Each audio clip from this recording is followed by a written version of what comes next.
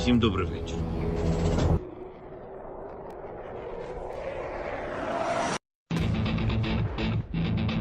On behalf of the brave, on behalf of every father and every mother, wings for freedom. On behalf of our warriors, and paves the way for a new history.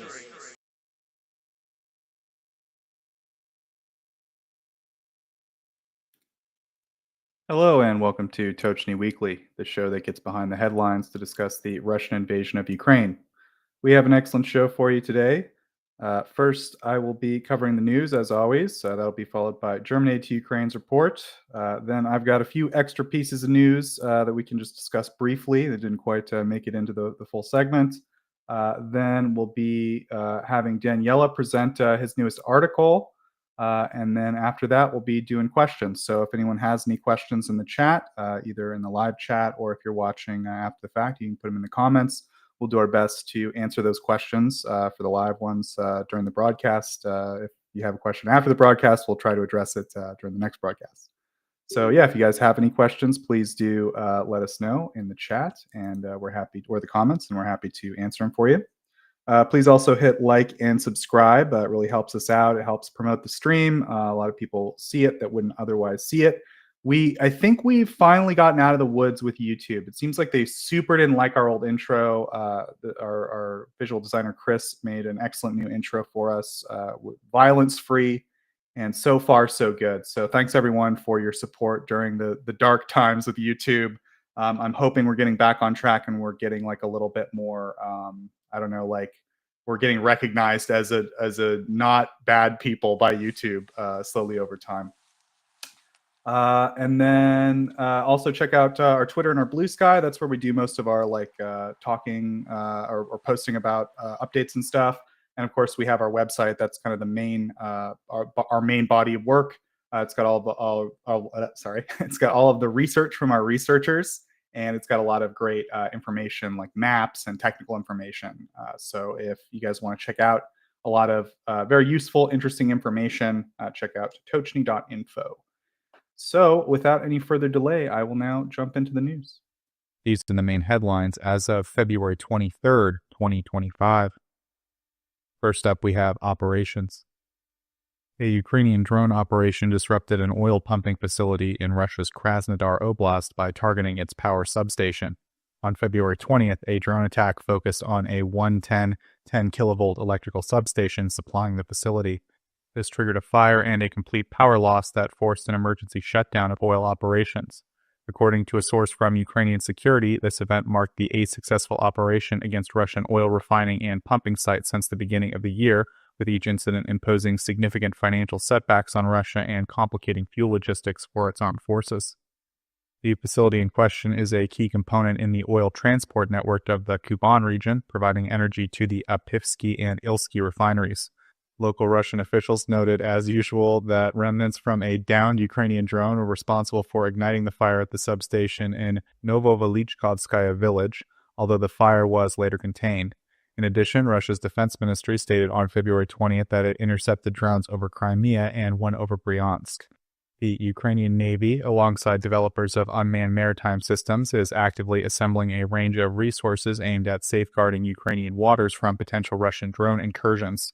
During the Defense Tech Innovation Forum 2025, Brigadier General Ivan Lukashevich, or Hunter, of the Security Service of Ukraine explained that Russian forces are now attempting to replicate Ukraine's techniques, strategic approach, and technological applications, albeit a couple of years behind. He noted that because unmanned vessels operate without crew, they can be utilized to conduct hybrid assaults.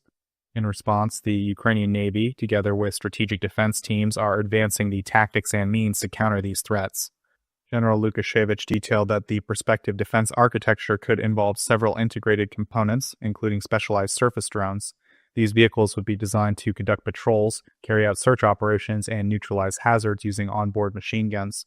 He mentioned that there are multiple models currently under evaluation, some capable of enduring extreme conditions over vast distances of up to 1,700 kilometers.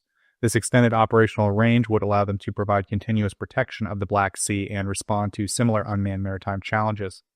The general also highlighted that these surface platforms come equipped with advanced search and reconnaissance technologies. When combined with airborne unmanned systems deployed on these vessels, they create a robust patrol network.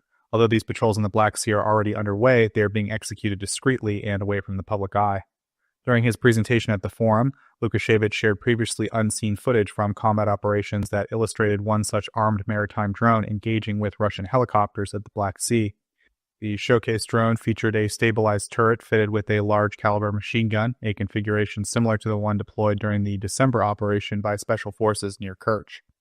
It was reported that in December of 2023, the Russian Kingisepp machine building plant KMZ in St. Petersburg, a manufacturer specializing in boats for Russian security entities and unmanned maritime systems, introduced the Oduvanchik. The unmanned vessel was ordered in a batch of 10 by the Russian Ministry of Defense for experimental purposes at that time. The Security Service of Ukraine, in collaboration with the police, announced the apprehension of a man suspected of carrying out an extremist act in the heart of Odessa on February 20th.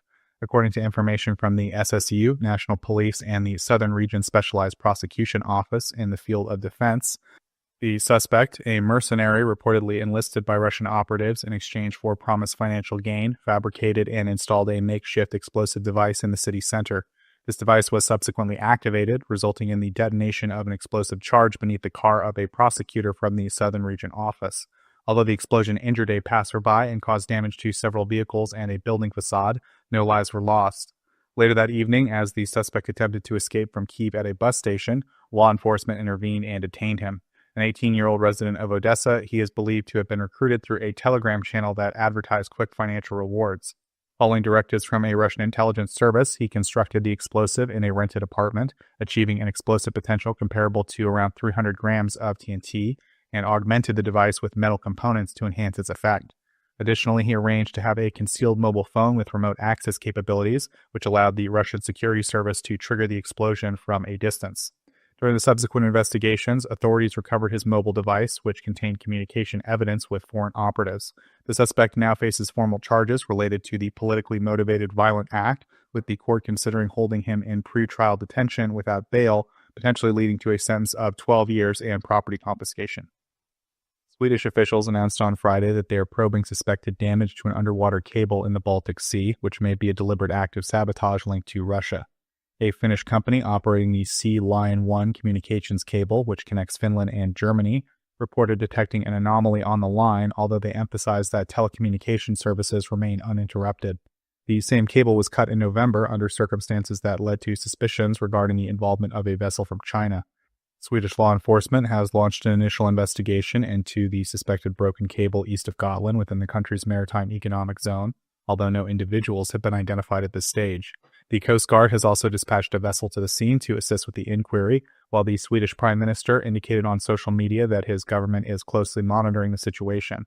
In parallel, the European Commission announced plans to strengthen security measures for underwater cables, to allocate more funding for advanced deployment techniques, and to boost rapid repair capabilities, while also vowing to enforce sanctions against aggressive actors and vessels believed to be operating outside of Western oversight.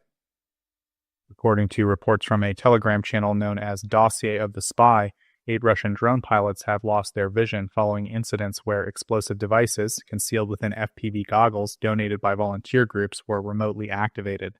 In early February, several sabotage operations took place across various units of the Russian military involving the modified goggles.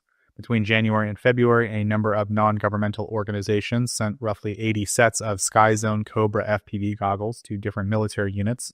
All were provided by a single individual, offering them free of charge to the forces. The initial occurrence was documented on February 4th in Belgorod Oblast when an improvised explosive device concealed within a pair of goggles detonated, injuring a serviceman's face and eyes. Over the following days, similar explosive activations were reported in Kursk, Luhansk, and Donetsk. Investigations revealed that the goggles were rigged with a C4 charge, a detonator, and a battery, with the mechanism designed to trigger when the cooling fan started. Authorities are actively searching for and confiscating the altered devices. According to the same source, the individual responsible for sending the parcels departed the country on February 3rd, flying from Moscow to Istanbul. There have been no official comments from Ukrainian intelligence agencies regarding the matter. Up next, we have economy and aid. On Friday, February 21st, the National Police of Ukraine announced that 26 Volkswagen Crafter vehicles transformed into mobile forensic laboratories were delivered with support from the Embassy of Japan in Ukraine and representatives of the United Nations Development Program. These mobile units are equipped to quickly and accurately examine incident sites, record evidence related to war crimes, and perform initial analyses of collected materials. Each vehicle features advanced forensic technology along with specialized ANDE devices that can verify a person's identity within 90 minutes. The vehicles are organized with separate compartments for different types of investigations, including biological, general, ballistic, fingerprint, and trace examinations. They also carry essential equipment such as lighting systems, photography, videography gear, metal detectors, and even a drone designed to capture wide-ranging images of affected areas. The transfer is part of an international technical assistance project aimed at enhancing human security in Ukraine amid the ongoing war, with plans to distribute these mobile laboratories across all forensic units of the National Police, prioritizing regions closest to the front lines. Also, Japan has broadened its initiative to offer medical care to injured Ukrainian soldiers. A recent press release from Japan's Ministry of Defense stated that in addition to ongoing rehabilitation services provided at the Central Hospital of Self-Defense Forces, injured Ukrainian servicemen will soon also receive treatment at the hospital affiliated with the National Military Medical College of the Ministry of Defense. This new facility is expected to start accepting patients by mid-March of 2025. Japan began its support for Ukrainian military personnel in June of 2023 when the first two soldiers from the Ukrainian Armed Forces arrived in Tokyo to receive care at the Japan Self-Defense Forces Hospital. The Cabinet of Ministers of Ukraine has earmarked 7.9 billion hryvnia for the procurement of drones for the defense forces, as announced by Prime Minister Denis Shmyhal during a government meeting on February 21st. These funds will be directed to the State Service for Special Communications and Information Protection, which will handle the necessary acquisitions. The Prime Minister emphasized that Ukraine's local production in the drone sector is nearly at full capacity, noting a tenfold increase in output this January compared to the same period last year. He further highlighted that during 2023 and 2024, there were substantial boosts in manufacturing of other military equipment. Artillery production tripled, armored personnel carriers increased fivefold, anti-tank weapons doubled, and ammunition rose by 2.5 times. However, he acknowledged that current domestic manufacturing only meets about one-third of the overall weaponry requirements, and the government's target is to elevate this figure to at least half of the demand. Defense Minister Rustem Umerov also revealed that the Ministry of Defense has initiated a new model for delivering drones to the Ukrainian Defense Forces. The approach is designed to accelerate frontline support and promote domestic manufacturing by introducing the DOT chain defense system. This innovative system enables military brigades to specify the type of drones they need based on evolving battlefield conditions, providing local producers with a clearer view of demand to better plan their output. In 2025, the Ministry of Defense of Ukraine plans to invest more than 44 billion hryvnia in FPV drone acquisitions. Russian officials have opted to continue restrictions on the export of petrol by companies that are not involved in its production, with the new measure set to begin on March 1st and remain in effect for 6 months. According to a government statement reported by Encore, Deputy Prime Minister Alexander Novak endorsed the decision as a means to stabilize the market during a period when demand is rising. Companies that operate oil refineries and hold ownership of the facilities will still be permitted to send fuel abroad.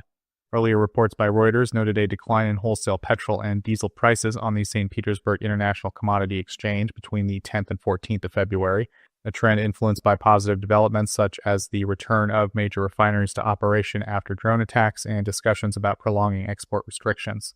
The new directive builds on the government's previous decision at the end of January to continue with similar limitations for the month of February, which applied to all companies except those producing fuel. And lastly, we have international relations. On February 18th, Ukraine's government press service announced that Ukraine and Moldova have formalized an agreement to boost their joint efforts for European Union membership. The memorandum, signed by Ukraine's Deputy Prime Minister Olha Stefanishina and Moldova's Deputy Prime Minister Kristina Gerasimov, sets the stage for closer collaboration on EU enlargement talks, aligning legal frameworks, reforming judicial processes, and securing financial support. It also provides for the exchange of expertise in democratic governance, economic policy, and anti-corruption measures. Stefanishina stressed that despite ongoing global challenges, both nations remain committed to advancing towards European integration together. An action plan will be developed to implement these measures through regular meetings, training sessions, and specialized working groups. Ukraine received EU candidate status in June of 2022, and following recommendations by the European Commission in November of 2023, with subsequent endorsement by the European Council, accession talks are now anticipated. Moldova is targeting membership by 2030 while continuing to maintain its neutral stance, focusing on strengthening partnerships with a range of countries and international organizations to enhance its security. So the next section I'm just going to call a bunch of depressing U.S. stuff. Reuters has revealed that discrete meetings in Switzerland took place between experts from Russia and the United States to explore potential ways to conclude the war in Ukraine. According to 3 sources familiar with the discussions, these private engagements have been occurring over several months, with at least one meeting reportedly as recently as last week. The exchanges, described as an informal communication channel, took place during the period following Donald Trump's election victory on November 5, 2024, with several of his advisors reportedly aware of the efforts. The participants, who possess diplomatic and security expertise, are not formal government officials, and it remains unclear whether they were acting under official government directives. Many aspects of the discussions remain uncertain, including the specific topics addressed, whether representatives from Ukraine were involved, and the exact timeline of when the encounters began. One source labeled the meetings as Track 2 talks, indicating that the focus was on exchanging ideas rather than developing concrete proposals. It was confirmed that at least one session occurred in Geneva last week, coinciding with the Munich Security Conference in Germany. Reuters attempted to obtain comments from the U.S. National Security Council, the Ukrainian government, and the Russian Foreign Ministry, but none responded. This week, following discussions in Saudi Arabia that lasted around 4 hours, high-ranking officials from the United States and Russia were said to have reached a consensus on 4 guiding principles intended to restore normal diplomatic relations and lay the groundwork for resolving the war in Ukraine. The talks emphasized the necessity of ensuring that both nations have fully operational diplomatic missions in Washington and Moscow, a condition seen as essential for making progress. According to Secretary of State Marco Rubio, the agreement also included plans to establish a senior team dedicated to negotiating a lasting resolution for the war in Ukraine, one that would be acceptable to all parties involved, and to initiate preliminary talks on potential future geopolitical and economic cooperation that might arise from a cessation of hostilities. The dialogue was maintained by a core group consisting of U.S. officials, including the Secretary of State, the National Security Advisor, and a special envoy, along with key representatives from the Russian government. U.S. officials stressed that lasting peace could not be achieved through isolated interactions, but required continuous and meaningful efforts, and thanked the government of Saudi Arabia under the leadership of the Crown Prince for hosting the meeting. Representatives from Ukraine and the United States collaborated late into the night until early Friday on a draft deal concerning rare earth minerals again, according to a source from Ukraine's presidential office. The U.S. administration considers the arrangement to be part of a wider set of discussions with Russia aimed at resolving the ongoing war. The source explained to Suspilne that while the teams worked intensively until the morning, it remains too early to determine whether the revised draft ultimately benefits Ukraine, as several security concerns still need to be addressed. A senior U.S. official speaking to Axios mentioned that an updated version of the agreement was sent to Kyiv on Thursday by the Trump administration. This revised proposal is intended to help resolve the current impasse between the two nations. National Security Advisor Mike Waltz expressed strong confidence that President Zelensky will sign the agreement, noting that an economic partnership with the United States represents a significant advantage for Ukraine in the near term. These negotiations come in the wake of President Zelensky's rejection of an earlier proposal from the Trump administration, which had extended beyond minerals to cover ports, infrastructure, and energy sectors, and provided very weak security guarantees. President Zelensky has made it clear that he could not compromise his country's integrity by signing that agreement. The Trump administration has also halted the processing of immigration applications from migrants who entered the United States under humanitarian programs established during Biden's presidency. According to 2 U.S. officials, the review of these applications, submitted by individuals from Ukraine and several Latin American countries, has been paused indefinitely as authorities conduct fraud screenings and work to refine their vetting procedures. Legal experts noted that many of these migrants, having received only temporary work permits and limited deportation protection, sought additional protections. The new decision means that Citizenship and Immigration Services will no longer process any related applications or other benefit requests from migrants admitted under these programs during the Biden administration. And lastly, this week, European leaders convened on Monday in Paris for emergency talks aimed at reconciling differences in response to a sudden policy reversal by the new U.S. administration under Donald Trump regarding the war in Ukraine. The meeting was marked by sensitive discussions, especially as many nations expressed strong reservations about proposals that included the possibility of deploying troops. According to President Macron, shortly before the summit, he engaged in telephone discussions with President Trump. Although no joint declaration or significant announcements were issued during the meeting, participants likely feel that major statements should be reserved for platforms such as the EU or NATO. Polish Prime Minister Donald Tusk observed that the transatlantic relationship, the NATO alliance, and long-standing ties with the United States have entered a new stage. Meanwhile, the head of the European Commission emphasized that Ukraine's quest for peace should be achieved through a posture of strength, ensuring that any solution respects its independence, sovereignty, and territorial boundaries, while also providing robust security assurances. NATO's leadership conveyed that Europe remains prepared to act even as final details are yet to be determined.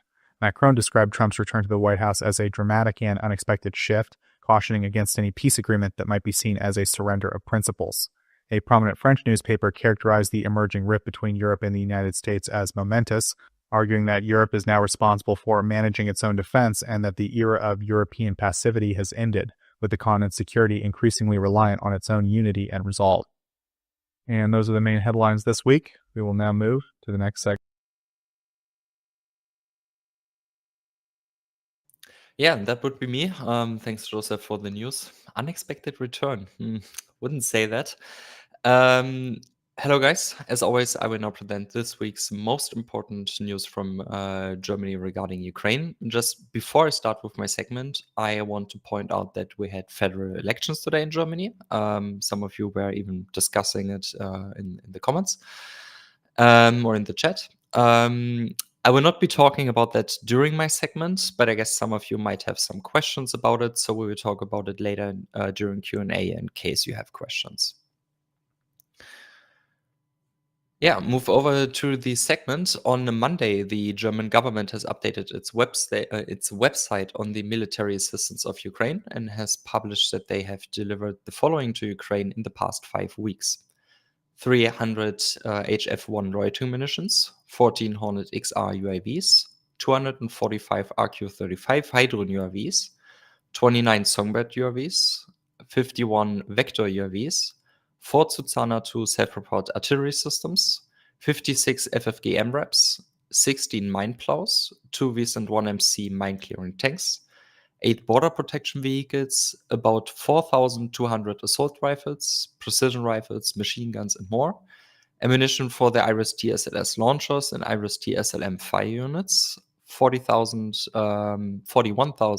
rounds for the Gepard and Cheetah Sparks, ammunition for the Leopard 1A5 main battle tanks, ammunition for the Marder 1A3 infantry fighting vehicles, 2,000 122 shells, 50,000 155 shells, 74,000 40mm rounds for the automatic grenade launchers, 645 laser rangefinders, 27,800 wool blankets, and last but not least, 37,200 tourniquets.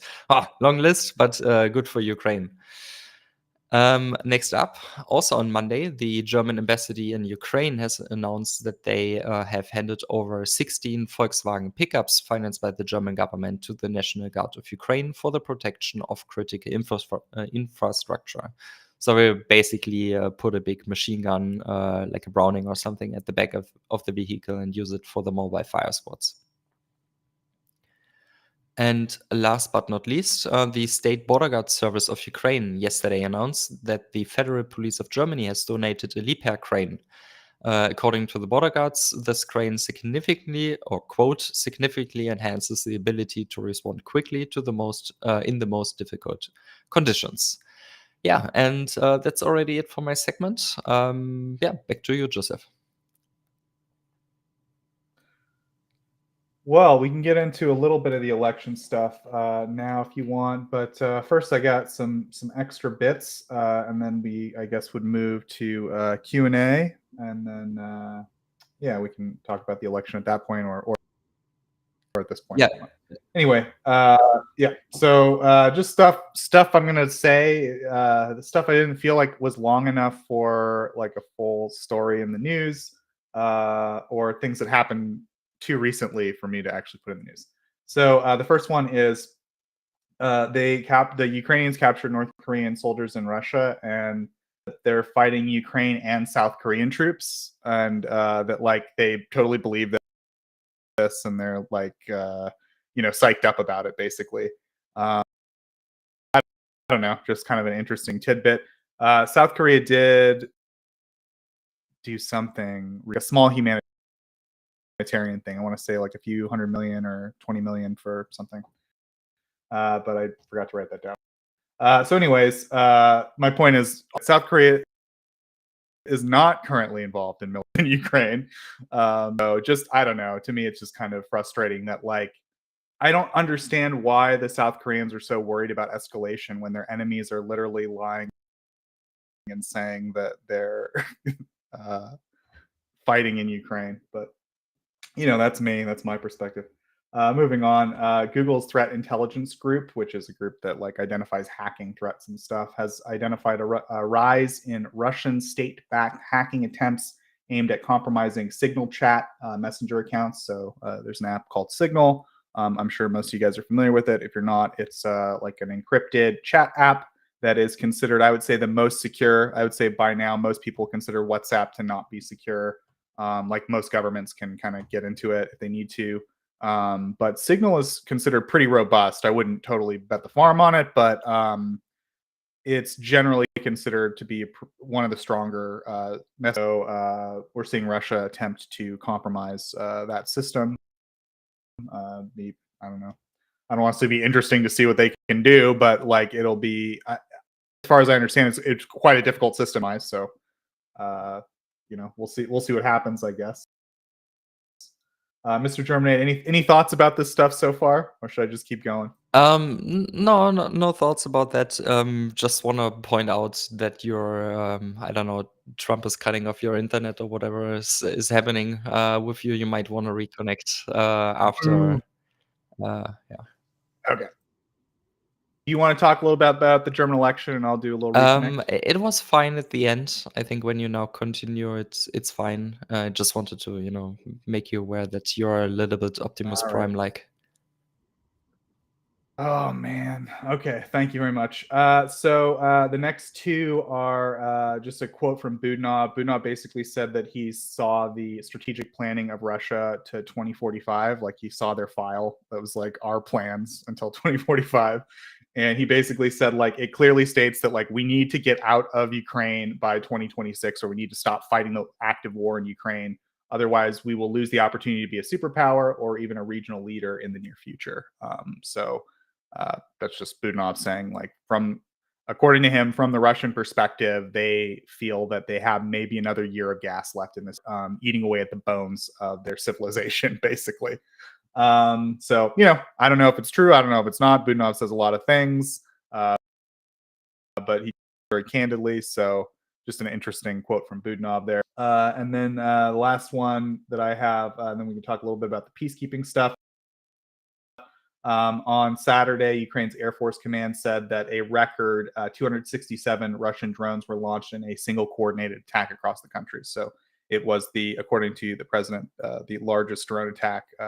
So maybe a scary indicator of Russia's increased ability to manufacture drones and use them in coordinated operations. And then I just wanted to get your thoughts or your input on a lot of European nations came out this week. It was just sort of the item on the agenda, I guess you could say, to ask politicians like, are you guys going to send peacekeepers to Ukraine? The answers are pretty much what we would expect. In other words, like, you know, Denmark's like, yeah, we're down. Netherlands is like, sure. Germany is like, yes, if like 8,000 conditions are met that will never be met. So no. You know, UK, I think, is like, yes. France is like, yes, but they'll probably send like 5 people. I think Canada said maybe or yes. Am I getting all that right? Does anyone have any corrections they want to make on which specific countries, or just any thoughts about this in general? I think Ireland did a week. Like, it will be a very difficult undertaking. I would say, the countries that do want to do it are, I don't know, it's good they want to do it, but man, it's going to be a difficult undertaking. So it's going to take a lot of resources and yeah, I don't know, capabilities to do it. Yeah, I don't know if. Sorry, finish first. Go ahead. I said, so we just need as many countries on board as possible. Yeah, Sorry, go no, ahead. I just don't know if Colby wants anything to say to that. But from my perspective, I just find it really weird because Zelensky didn't want these negotiations now in the first place. I mean, we have them now. Trump forced it on the Ukrainian people, but they didn't want it now. So why are we giving the US like fuel and just I mean, when we are saying okay, we are ready to put peacekeeping troops on like in Ukraine, we're kind of justifying the talks which the Ukrainians didn't want in the first place. So I really don't understand why so many countries are going forward. It's my personal opinion and saying, yeah, we're ready, we're ready. It's like Ukraine didn't want this in the first place. They're not ready to say okay, we're done.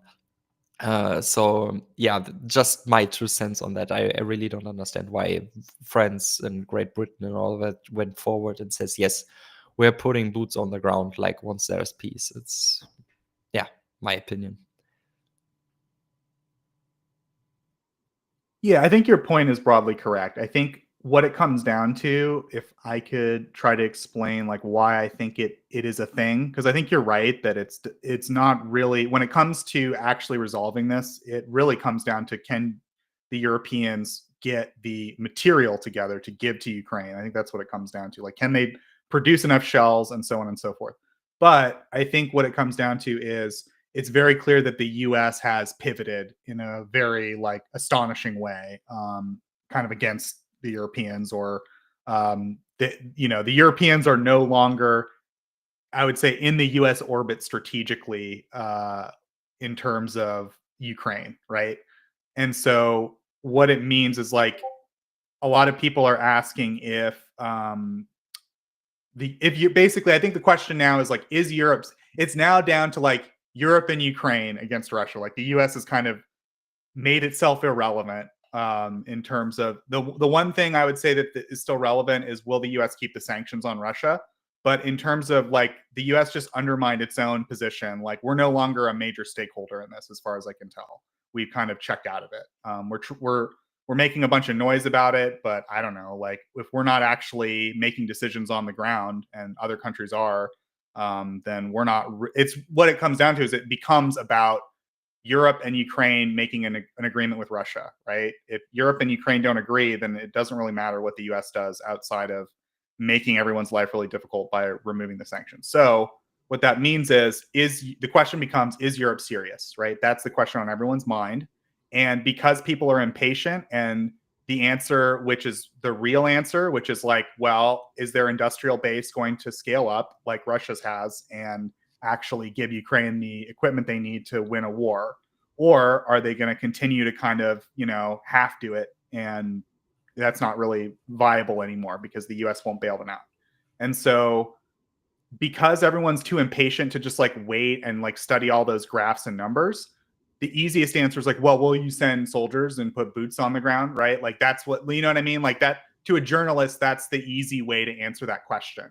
And by having that Europeans answer like, yes, we're willing to do it, that's just them saying like, yeah, that's them trying to say to this new situation they're in, like, yes, we're serious about this. We are now going to take this issue on ourselves without the US like coordinating it, and we're going to do it. You know what I mean? So I think that's why it has become a central issue, even though I totally agree with you. It's not really the central issue at the end of the day. We also had someone I wanted to mention to me that Erlen actually wrote an article about this as well. So if you saw the episode last week, Erlen had a guest, Fabian Hoffman, on. It was a great interview kind of about the topic. If you're kind of interested in those ideas, Erlen wrote an article on the same topic, which we're talking about right now, which is European peacekeepers in Ukraine and like what that would involve. So yeah, maybe take a read if you have time at Tochnyi.info. So I don't know, Maurice. To me, that's kind of my answer to your question. Like, why does it matter? I would say it doesn't matter, but it's sort of a symbolic thing at this point. Go ahead. I just want to point out, so first of all, I'm just sharing the article on my screen on the Tochnyi website. As you can see, it's a very long and very detailed article, and I put a lot of work in it. So definitely check it out. I just want to point out, I totally agree with you that maybe they have to answer these questions, but it would be important to me that they answer it behind closed doors. There's like, it's one thing to prepare behind closed doors and have negotiations, have talks, and prepare for the worst outcome as governments should do. But it's another thing to go public and say something. At least from my perspective, it's I have the German approach. For me, I would go public when Ukraine approves it and when we have actually something to say. But yeah. Yeah, I agree. I think it's a good point that like Ukraine didn't really ask for peacekeepers on the ground at any point that I'm familiar with. Colby, did you have any thoughts on this before we move on? I would just agree that discussions about peacekeepers seems awfully premature when there's no peace to keep. Yeah, definitely. I think that Poland has sort of made a fair case in the past, which is basically like the idea is we have a million or plus, probably more than a million. I haven't looked at the number, but we have a bunch of refugees in our country. Like, this is unacceptable. What we want to do is set up like a safe zone in Ukraine so that a lot of those refugees can go back to Ukraine, and we'll put peacekeepers there to like keep it safe so that the refugees will be safe, basically.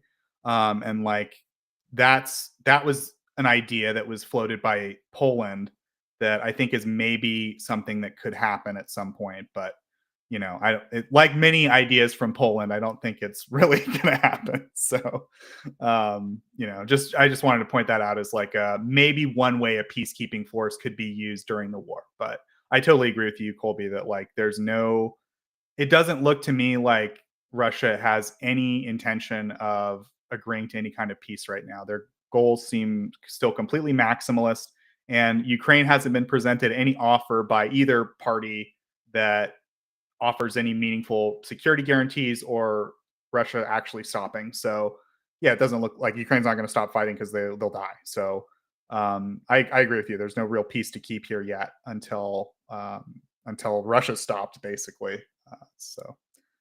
Yeah. Does anyone else have any thoughts on this before we move to Daniela's presentation? Nope. I have some thoughts. I mean, good evening to everyone. I was Hello, Mr. Daniele. Yeah, go ahead. So I was listening to the first part of the talk about the peacekeeping force, and this article essentially I think has been very useful to explain the difficulties in creating a meaningful force, which probably is not even the 100,000 personnel that has been detailed in the article, which came from a declaration from Zelensky. So it's a bad number. In reality, the number is likely to be higher, not only because, as the article says, that there is a ratio of at least 3-1. Of course, probably for a peacekeeping mission, 3-1 should be okay because you are not in an active conflict. But as personal note that comes from some discussion, at least here in UK, the idea of the peacekeeping force is a political move for sure, also to try to show willing to do something and try to show the fact that Europe is ready to put something at stake. But it's not very well received when you speak with people that do mission planning or have contact with the military in the MOD, because the reason why, and you can even stop here on this map, the front line is huge. And I personally disagree with Kaufman, who wrote a very nice thread saying that you don't need to be everywhere. Now, this is not possible for several reasons. We are, as Colby said, in a very direct way. There is no peace at the moment, and even if they come to some kind of agreement, we have an history of violation, if you want, on both sides. But we know that, I mean, Ox has been very much stark to say that most of the violation came from the Russian side, from the separatists and from Russia.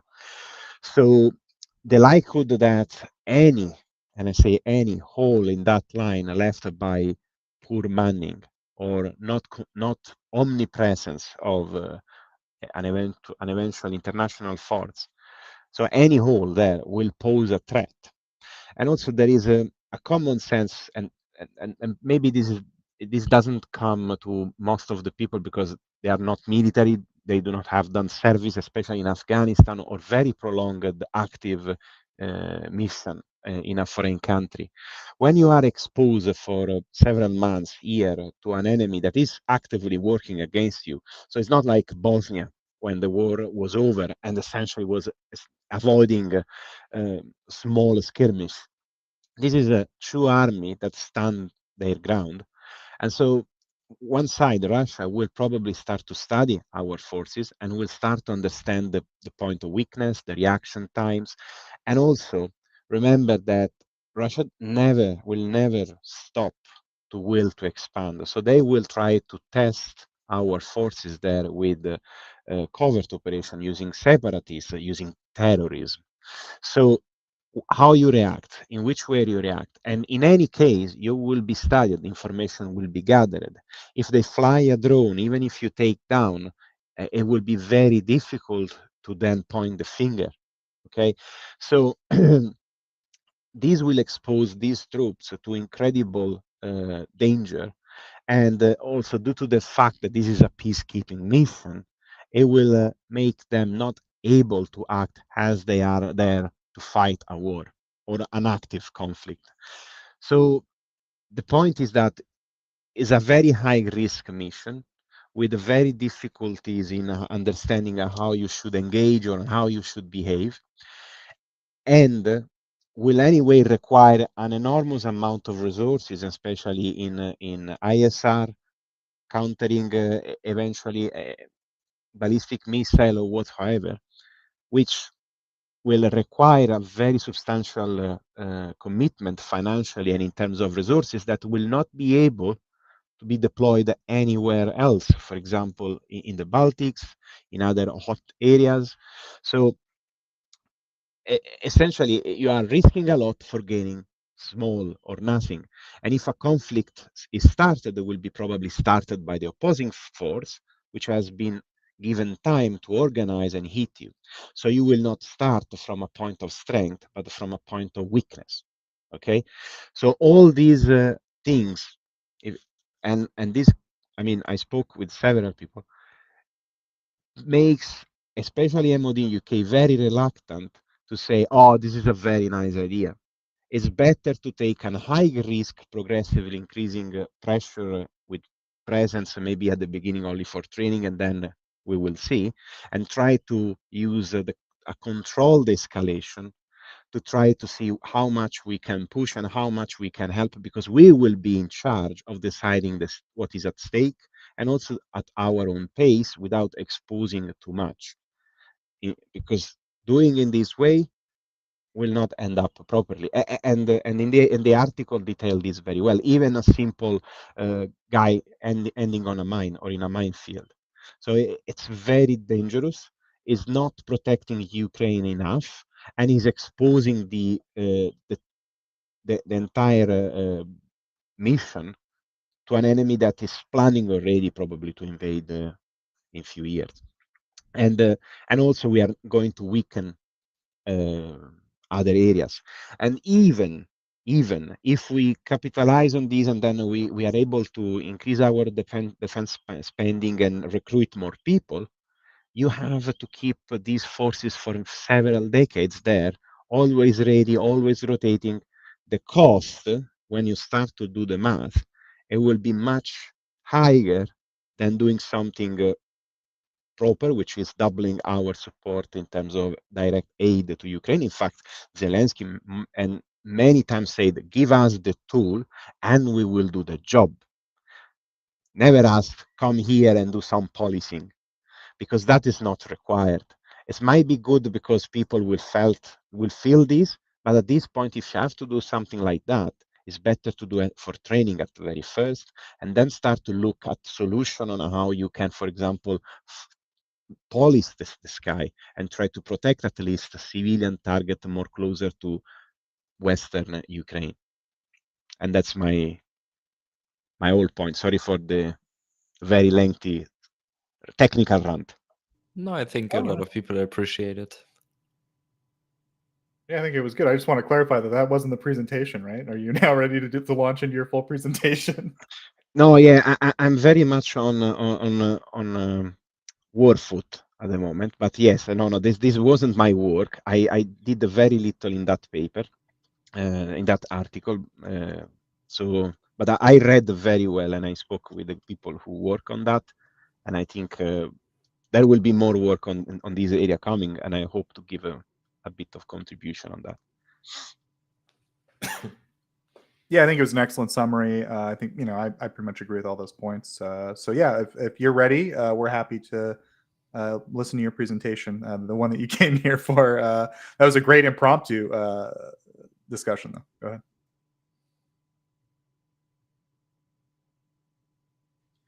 Thank you very much, Joseph. So today I'm going to introduce essentially the work that has been published a few days ago on Tochnyi website, which is titled "The Cost of Inaction: Russia's Defense Industry Redevelopment."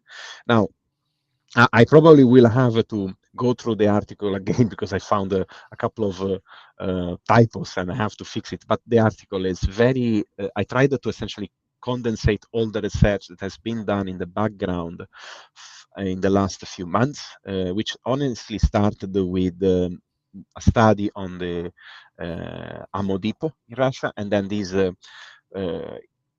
in few weeks and months became a more extensive analysis on the defense industry, because we were able, thanks to several OSINT who worked on different aspects, we tried to reconstruct the entire architecture of the Russian defense industry.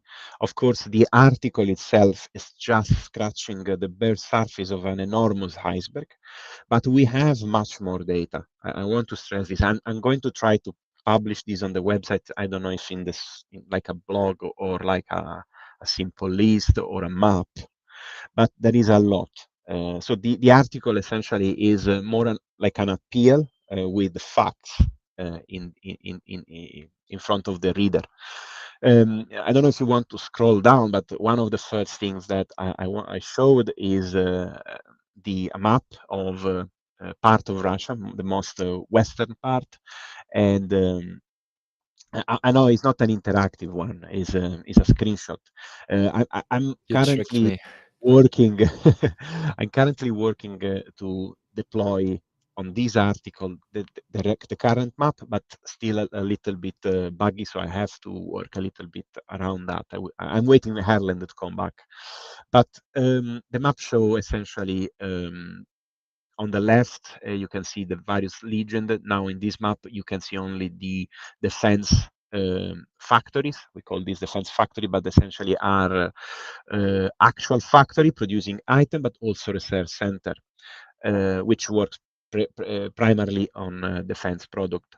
And most of the target that are within range are already hit by drones, or some in the case there is also some case where ATACMS has been used on especially on gunpowder, on some chemical factory, but unfortunately most of the research center and most of the brain power is around and in Moscow. And essentially there is, I didn't show here the air defense system, but there is an umbrella, as you can imagine, around and within Moscow that makes this target very, very difficult to hit. And in fact, as you have seen from the news a few days ago, Bureau for Development of, I think was missile, has been subjected to a sabotage attack. And this is probably what we are going to see when these targets are hit. So this is very difficult to hit them with a missile or drone.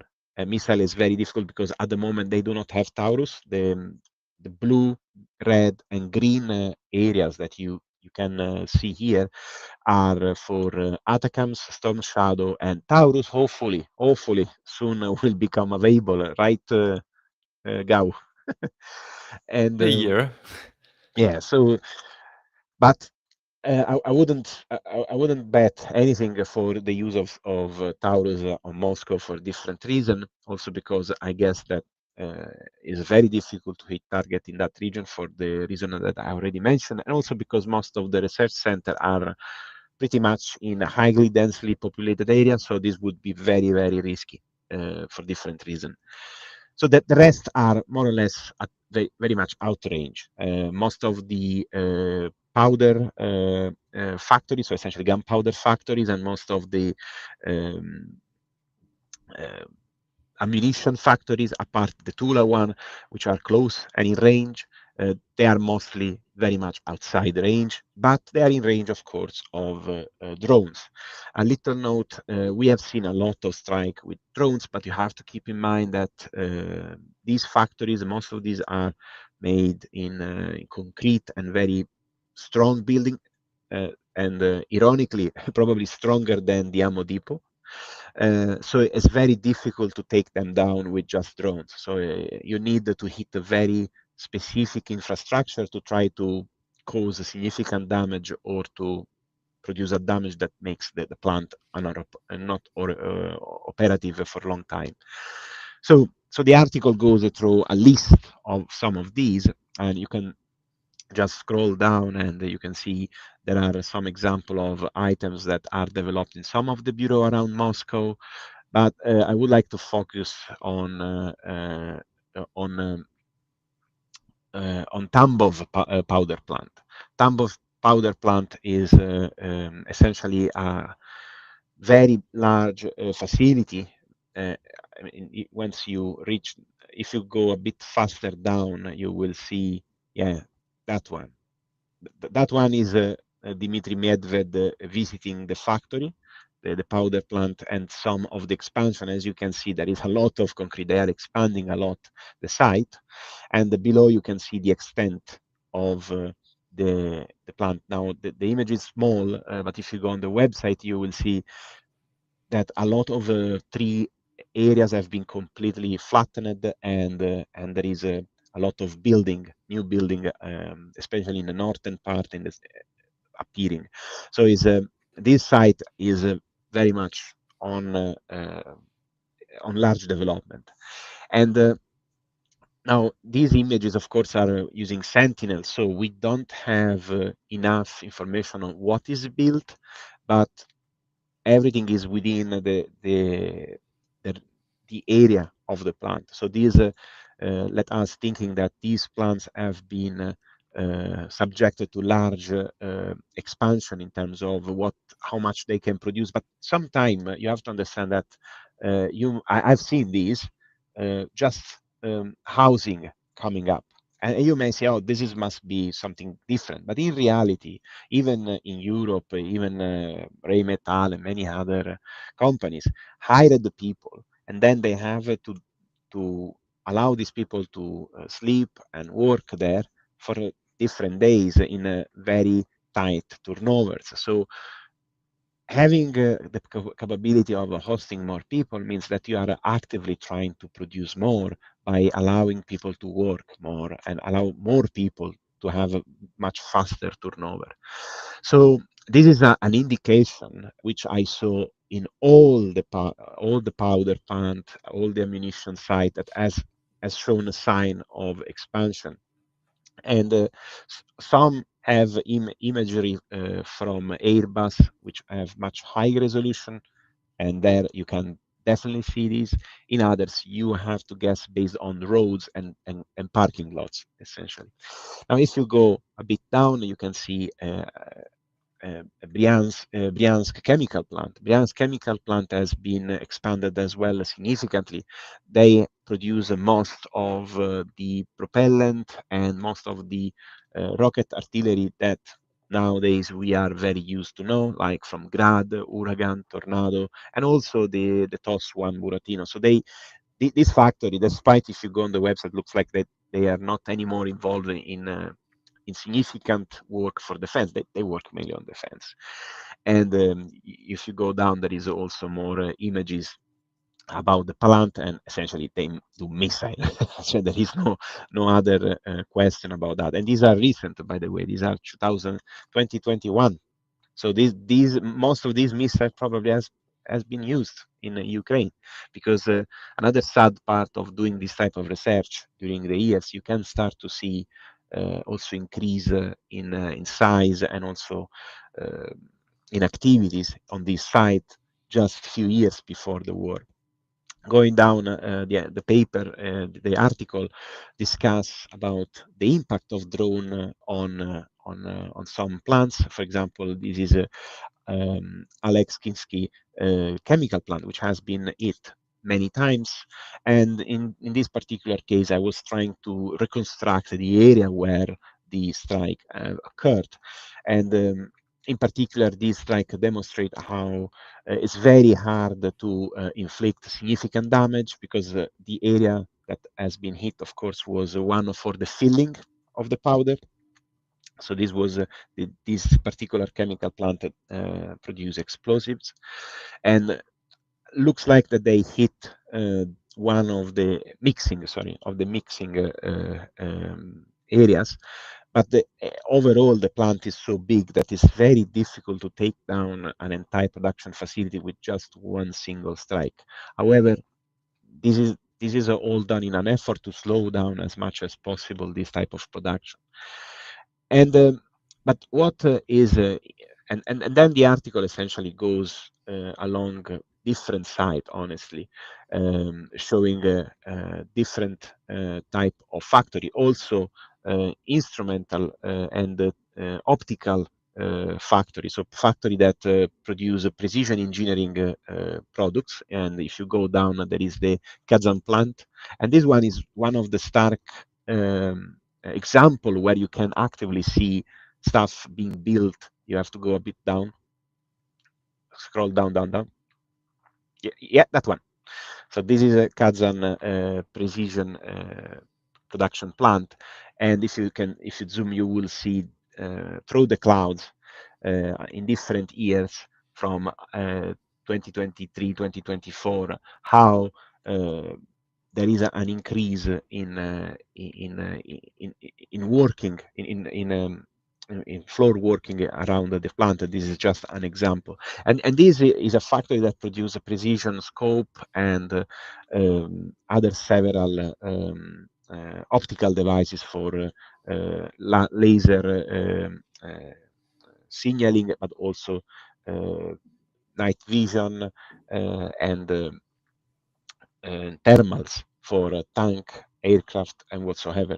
So this type of expansion is expected also because Russia is trying to rebuild its own tank and armored vehicle inventory, and they need these sensors that do not come anymore from the West. So this kind of match with what is happening and on the front line and what we are reading from different sources. Now, the article then goes on perm powder plant, which has been covered a lot. I have to be honest, I didn't want to add too much, but one of the things that make me a bit sick about this plant is the presence of within the perimeter of perm powder plant, which is a huge, very large installation that essentially produce ammunition and component for ammunition. We have the Iskra plant. You can go a bit below, and it's located within the perimeter. And this is a very large. You have to go down after this image. Yeah, that's one. This is Iskra plant. Iskra plant has been known since its inception during the Cold War as a plant that was producing essentially ICBM, ballistic missile, a lot of the missile that today we know or they are in museum were produced here, and the plant never stopped. You can recognize that this is an assembly line for missile, because if you zoom, you notice that it's made by a very long single building, which start and essentially what happened when you do integration of missile, especially large one, you start from the bottom and then you progress as an assembly line, and this allow the process to be quite flawless. And normally on the sides, on one side you have offices, other workshops in order to prepare engines, prepare sensor. So you have clean room, and you can see that since 2022 there was a systematic expansion, and this expansion is not even over now. Now, why this is so important and why I want to stress this point?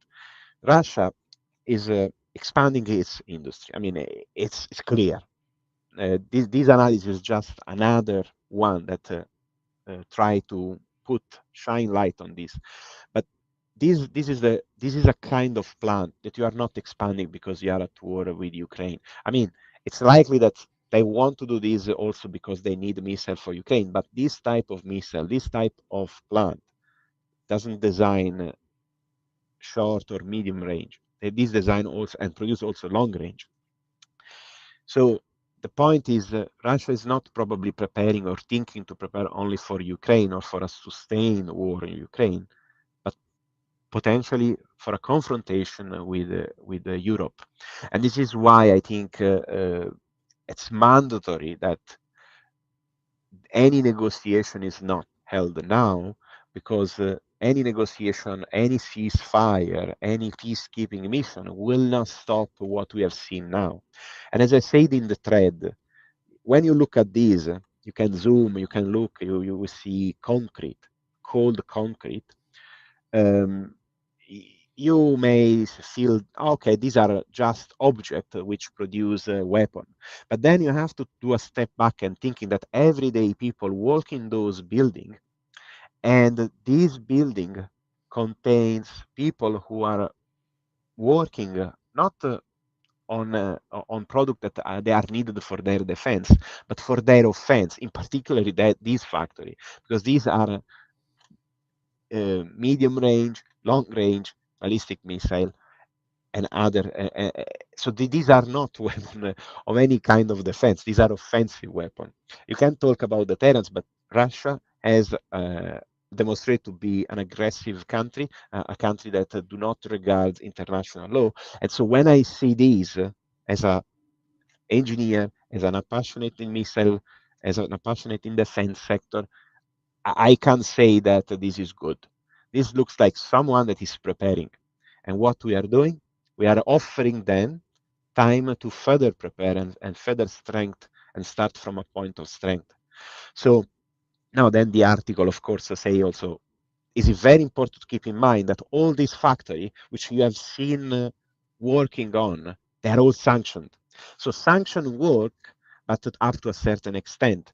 There are ways to circumnavigate them. And of course, without sanction, this factory probably would have been more effective. But think what could happen if US lift these sanctions. It would be a very big blow, because all these factories, which are just a few, and I can guarantee you, I have a list that would probably not, we would stay here all night to look at each one. They are all sanctioned, more or less, but they are currently working while we speak. And for this reason, in the article, in the thread that I drafted, I tried to convey also this message that time is very important resources in this moment, and we should not be wasted in negotiation, a ceasefire, or whatsoever. I think one of the few things that I really appreciated of Olaf Scholz is that at the last meeting, is that he said, okay, but these negotiations, these peacekeeping force, it's not really important. We should just get more fund to Ukraine, just send more resources so these people can fight and can win. We should, and it's very important, because at the end of all these shit show that the Americans are doing, that Trump's administration is doing, the Europeans have to come finally with a bloody objectives, because the military and even industry, which work with the military, needs an objective. If you tell me you have to prepare for war, I prepare for war. If you tell me you have to prepare for support Ukraine, I prepare to support Ukraine. And politics make sure that this can be done. But unless we don't have a clear plan, it's most important. I mean, sorry for I end up ranting a lot today, probably because it was a lot of time that I didn't any podcast. So if you have any question, Yeah, so first of all, nobody complains about any rant here. I think that's a wonderful article and a wonderful presentation by you. So thank you very much for that. I actually have a question about these sanctions because I see that one plant, the Kazan plant, I don't know if I got that right, is like sanctioned by the US, but not sanctioned by the EU. And that's the only plant you listed where the EU and the US have not agreed on completely sanction it. Do you know why or? No, I have no bloody idea about that, and I was going to investigate these. And now it's very for me was like I was suggested why don't you don't look also on these, and the article was nearly done, so I decided okay, let's look on Open Sanction, which is a very nice website, a very complete, and tells you. I mean, I only put US and EU, but most of these are also sanctioned by Canada, Japan, so when you see US and EU, most likely other nations have sanctioned. So it's, I don't know. I have to look at that. It's possible that simply is missing there or has not been announced or, and also there is also another things. There are sanctions also on the person that own the plant. So that's another way to sanction. So I need to explore. I'm not an expert in sanctions by any means. So I tried only to understand, are these factories working around the clock like they are, and they are sanctioned or not? Because if they are not sanctioned, okay, something is wrong, but they are sanctioned. So I think it's even worse. Demonstrate that, okay, probably we are harming them a little bit. Maybe they would be much ahead, but that's bad because this means that there is unless you completely blow up these places, there is no other way to intervene because how you stop them? Even if we reach a ceasefire, why Russia should say, oh, okay, I decide to stop all my weapon development? They wouldn't. You may say, neither do we. Really? Because I'm quite sure that if the war kind of frozen, I don't know. Maybe now because Trump made this U-turn, which is bad, but probably in the end it would be also good, and probably Colby will agree. Europe finally decide to say, okay, maybe the fact that I'm one of the largest continent in the planet, with one of the strongest economy, I should do something on defense as well. But yeah, I don't have a clear answer to that honestly at the moment. It's fine. Thanks for answering anyway. I don't. The EU is allegedly preparing a new sanctions package. For the last like 2 weeks, I've read like they're gonna do it. So I haven't reported it yet because it hasn't happened. But when it does, I will. So maybe they'll get it in the next round. I don't know. Totally possible. Totally possible. Yeah.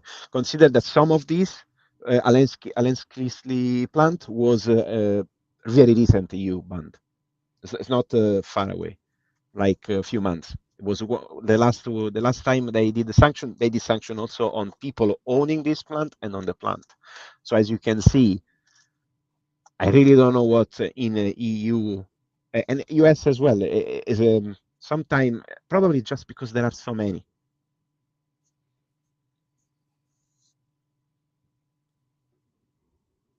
Yeah, so thank you very much for your presentation, Daniele. I think we can move now to Q&A with the chat. But real quick, I did want to check in. Mr. Bionade, how you doing? I think you're coming in live from Ukraine. Is that correct? Joseph, thank you for checking out. Yeah, I left Ukraine yesterday to come here to give my very, very, very essential vote in the election today, which I did. And yeah, it's our democratic, how you say, it's what we have to do, right? Yeah, so I left Ukraine and said like Sunday I'm here and will give my vote. Nice. Okay. Well, we can jump into Q&A. So we'll maybe start with anything related to the German election. So let's very briefly, I know Mr. German Aid asked me as like a foreigner to explain like, what do you actually know about the German election? And my explanation was like, number one, we know there's an election happening because that's in the news. And number two, we know that like there's a far right party and it's like scary. Like if they win, like it'd be bad for Ukraine. I would say like that's pretty much all we know about it. And any details beyond that, as a foreigner, I didn't really know. So, Mr. Germinate, I will let you bring the audience up to speed about what actually is going on in Germany right now to your satisfaction. You can do as much or as little as you want, and then you can answer any questions the chat had, or that I guess the panel has, about the recent election results, which are still coming in right now, they're right? getting updated like every half an hour, every hour now. So the latest election results were happening like about an hour ago. There's really nothing which can change a lot more besides one party would be important. So first of all, elections are over since a couple of hours. What's definitely going to happen is that Germany gets a new chancellor. Will be for 99% sure it will be Friedrich Merz. From the CDU-CSU, so no more Olaf Scholz in a couple of months. Because what happens now, it's not like that the government takes office tomorrow. The CDU-CSU, although they won the election with about 29% percentage points, like 28.6 was, I believe, the latest result. That's nowhere near enough to govern Germany alone, so they need coalition partners. So what's happening in the next weeks and months probably will be depending on if the BSV, the pro-Russian party, actually comes into the parliament or not. Right now, they need 0.1% more of the votes. Then they go into the parliament. Then the CDU-CSU, which won the election, would need... So let's start over. There are different coalition models. They need probably multiple partners, other parties to function as a governance. So if the FDP and the BSV are not coming into the parliament, then they would have to, or then it would be possible that they only govern with the SPD party, which is the old party of Scholz. When both parties are coming into the parliament, which is right now very unlikely, then they would need a third party to govern this country. Then they would either include the Greens or the FDP, which is the most likely, of together with nobody's coming in. When only the BSV, so the pro-Russian lefty party, basically comes into the parliament, but the FDP doesn't pass the 5% hurdle in Germany, then they would very, very, very, very likely, unless something completely dramatically happens, need also the three-party coalition. That would be CDU-CSU, the SPD, so the old Scholz party, and the Greens. To summarize the election right now, I would say it's bad in terms of inner politics, like the far rights, the AfD gained a lot of votes, but it's not as bad as it could be. The BSV is maybe not coming into the parliament, which is very good. And to be honest, that the AfD gets around 20% of the votes, so every fifth voter voted for them.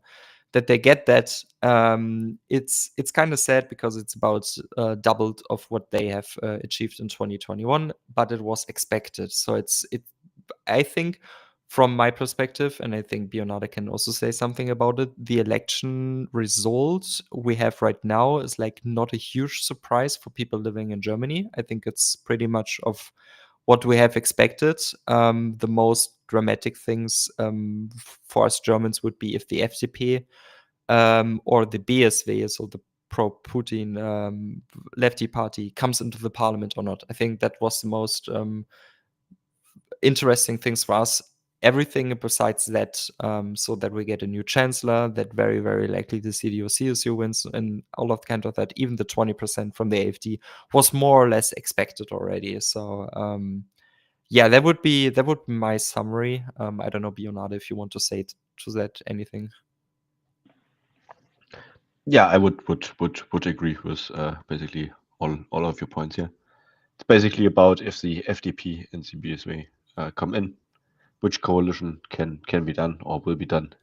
And basically this is more or less deciding if it's possible for the CDU to just like make a two-party thing with the SPD, or if they need to have the Greens in or not, right? And it's we will see. AfD always said to see non-democratic party, with so many percent, right? So many votes, but in the end we will see in a couple of hours how it turns out and what will be done. Maybe it's worth to mention that Friedrich Merz said he wants to have a coalition standing up to the Easter time, so around 2 months. Would be great if it goes so quick or even quicker, because we need to start working on aid for Ukraine.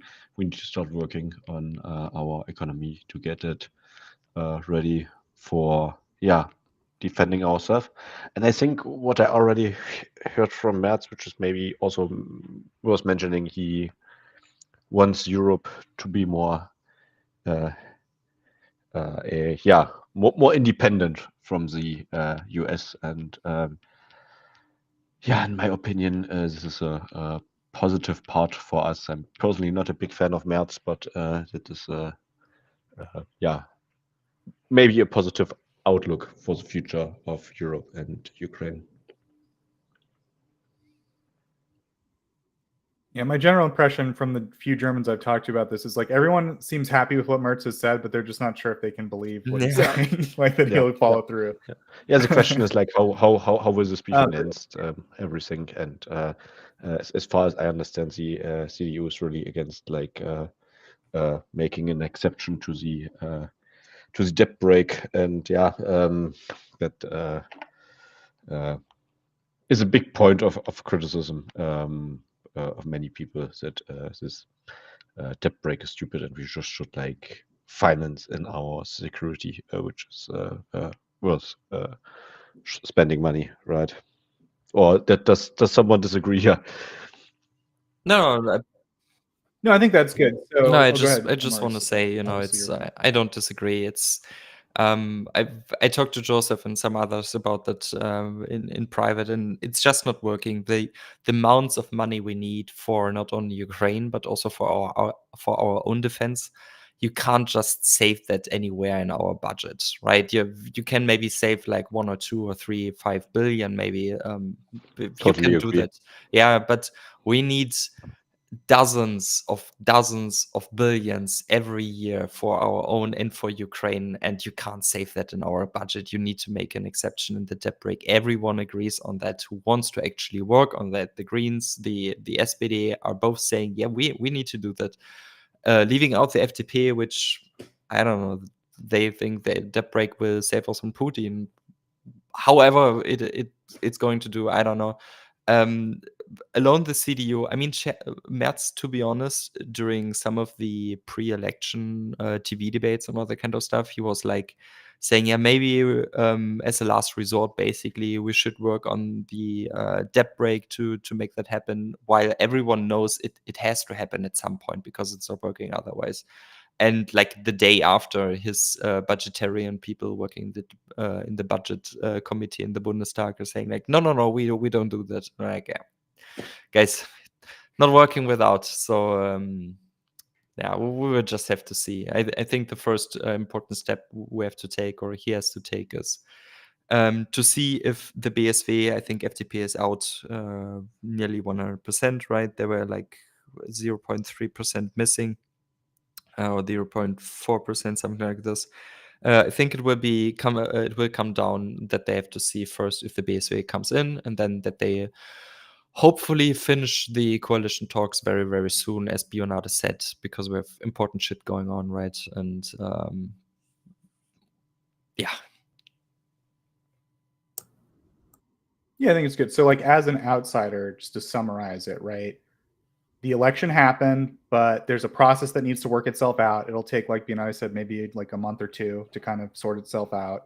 Pretty much certainly a new chancellor, pretty much certainly Merz. It could be a few configurations, like what the actual ruling government is, but that seems to be the size of it. And then it's looking just at Ukraine, it looks like there won't be substantially less aid for Ukraine because like all the parties that will be in the new governing coalition will be like pro-Ukraine, but it doesn't look like there'll be substantially more aid for Ukraine, not because there aren't parties that want that, but because of this debt break issue, and that's going to be a whole thing to resolve. So right now it looks like the kind of for Ukraine, the result is basically like aid from Germany will continue as it has. Maybe we'll see like a rhetorical or a strategic shift, but in terms of like raw material, do you want to say anything about that? No, I think I mostly agree. I think it will comes down to if Merz, is not only talk, but also maybe action about Taurus. That would be like actual things you can grab and use. Which has Germany not, or which Germany hasn't supplied so far. But like I said earlier, it will take some time. So maybe an hour, maybe an hour. That would be nice. Maybe a year. Like I just wrote an article on my website about that. To be honest, very detailed one. So for the people who actually are also very interested into what's happening on a weekly basis now, like consisting of the parliament and all that kind of stuff, go check that out on my website. It's very, very detailed article from basically tomorrow until April, May, what's happening in Germany. And I basically broke that down, what needs to happen, how long it takes for Taurus in the best case, and I came down to a delivery around November 2025, and that would be the best case scenario. And But I wanted to mention about the Taurus. About the Taurus, right? And like the thing why Taurus like really didn't happen was one person, and it was Olaf Scholz. And we will see after today what happens with Olaf Scholz. If there's a future coalition, what kind of position we will have, and how the SPD, the rest of the SPD, will decide to continue further with the Taurus issue. Because if what is most likely they are part of the government, the future government coalition, then they have to work something out with the CDU, and we will see if the SPD goes into the direction and says yes, it was only Olaf Scholz, or if they are still like as a party on the anti-Taurus trend. So we will see how this works out. Yeah, I have a question about this. Is it expected that Olaf Scholz might resign as leader of the Social Democratic Party since they've lost the election? He wasn't the leader, actually. He wasn't the leader? No, he was just the chancellor, but not the party leader. The actual party leader was Saskia Esken and Lars Klingbeil, right? Yeah. It's not working like in the US. You have like people who become chancellor or become the chancellor candidate. Right. Yeah. No, I gotcha. I just thought that he was a party leader as well. I wasn't. No. So we will see. Everyone was expecting like Olaf Scholz, if he says it's like my fault and takes a fall, or if Esken and Klingbeil say something to this, like everyone was like, because this was like the first interview. And, and it was this just for context, like his party performed like historically badly. This is a very old party in Germany, and this is like the worst they've ever performed. So the public probably expects him to say something about that. Sorry, go ahead, Yeah, and he hadn't said something about this yet, as far as I know. So he did. He did?